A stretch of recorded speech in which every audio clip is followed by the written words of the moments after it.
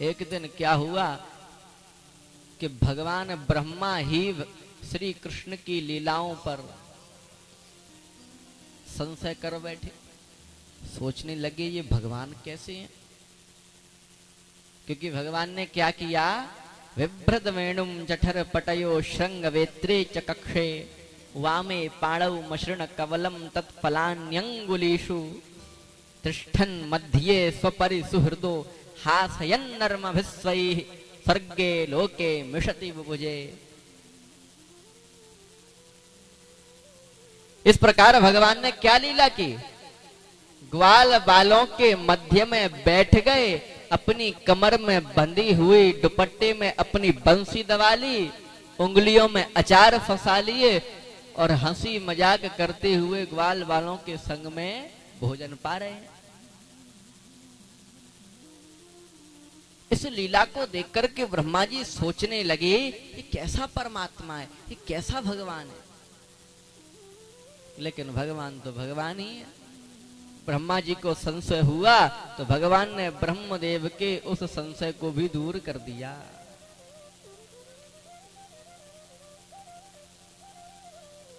इसीलिए तो श्रीमद् भागवत महापुराण के प्रथम स्कंद के प्रथम अध्याय के प्रथम श्लोक में ही वेद व्यास जी महाराज ने लिखा है कि तेने ब्रह्म हृदय आदि कवये मुह्यंत यत् सूरयः। जिन्होंने आदि कवि ब्रह्मा को भी संकल्प मात्र से वेदों का बोध करा दिया है, ब्रह्मा भी जिनकी लीलाओं में मोहित हो जाते हैं, ऐसे हैं हमारे नटखट श्री कृष्ण। उनकी लीलाओं को समझ पाना बड़ा कठिन है। एक दिन भगवान श्री कृष्ण को यह पता चल गया कि यमुना में काली नाग रहता है। कौन रहता है? काली नाग। उस काली नाग ने यमुना के पूरे पानी को जहरीला कर दिया। तब भगवान श्री कृष्ण उस काली को भी भगाने के लिए एक योजना बनाते हैं। गेंद बल्ला ले गए और यमुना के किनारे खेलने लगे। और खेलते खेलते खेलते खेलते एक ऐसा टोल मारा कि वो जो गेंद थी वो यमुना में जाके गिर गई। बस कन्हैया को बहाना मिल गया।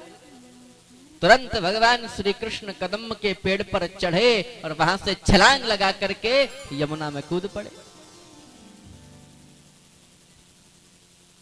अब सभी लोग तो घबरा रहे हैं कि हे भगवान ये क्या हो गया, ये कन्हैया तो यमुना में कूद गया जिसमें काली नाग रहता है। उसने पूरी यमुना के पानी को जहरीला कर दिया है, कहीं कन्हैया को कुछ हो ना जाए, इतना सोच ही रहे थे।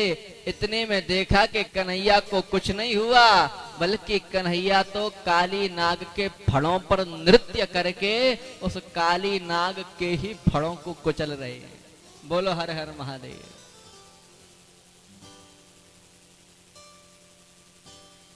आज काली नाग के फड़ों पर भगवान नृत्य कर रहे हैं। इतने में काली नाग की वो पत्नियां आ गईं और भगवान से प्रार्थना करने लगी, हे प्रभु न्यायो हि दंडः कृत किल विशेषमिस् तवावतारः खल निग्रहाय रिपोः सुतानामपि तुल्य दृष्टेर धत्से दमम फलमेवानुशंसन। न्यायो हि दंड। हे प्रभु हम जानती हैं कि आपका तो अवतार ही न्याय करने के लिए हुआ है, अज्ञानियों को दंड देने के लिए हुआ है। तवावतारः खल निग्रहाय। हम जानती हैं कि आपका अवतार शत्रुओं का संहार करने के लिए हुआ है। लेकिन हम इतना भी जानती हैं कि रिपोह सुतानामपि तुल्य दृष्टेर। हे प्रभु आपकी दृष्टि में तो शत्रु का और पुत्र का भी कोई भेद नहीं है, ऐसी दृष्टि है आपकी। इसीलिए हम आपसे प्रार्थना कर रही हैं, हे प्रभु आप इस काली नाग को छोड़ दीजिए, ये हमारे स्वामी हैं, हमारे पति हैं। नाग पत्नियों की प्रार्थना से भगवान प्रसन्न हो गए और काली नाग को छोड़ दिया। कहां भेज दिया? यमुना में से बाहर भेज दिया, रमण द्वीप में। और यमुना को बिल्कुल स्वच्छ कर दिया। सभी भक्त ध्यान देना, भगवान श्री कृष्ण ने काली नाग को यमुना में से भगा करके यमुना को स्वच्छ कर दिया, लेकिन आजकल यमुना आदि नदियों को स्वच्छ करना बड़ा ही मुश्किल हो गया है, कठिन हो गया है। क्यों? क्योंकि पहले तो केवल एक काली नाग था, लेकिन अब हजारों काली नाग पैदा हो गए हैं। मैं बताऊं ये काली नाग कौन है? नदियों के नाम पर जो धंधा करे वो है काली नाग। पवित्र नदियों में जो अस्वच्छता फैलाए, कूड़ा कचरा डालें, गंदगी फैलाएं, वो है काली नाग। सरकार की ओर से नदियों की सफाई के लिए आए हुए पैसे में से जो खा जाए वो है काली नाग। चुनाव से पहले जो घोषणा कर दें कि हम जीतने के बाद नदियों को बिल्कुल स्वच्छ कर देंगे, लेकिन जीतने के बाद नदियों की ओर जो मुड़ करके भी ना देखें वो है काली नाग।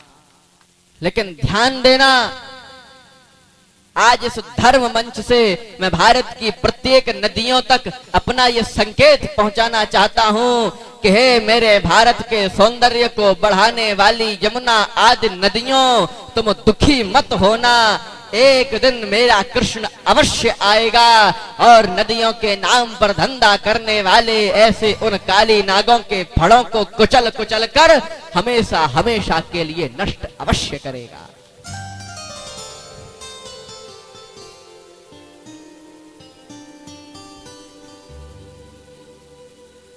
तो इस प्रकार भगवान ने इस काली नाग को यमुना में से भगाकर यमुना को स्वच्छ कर दिया।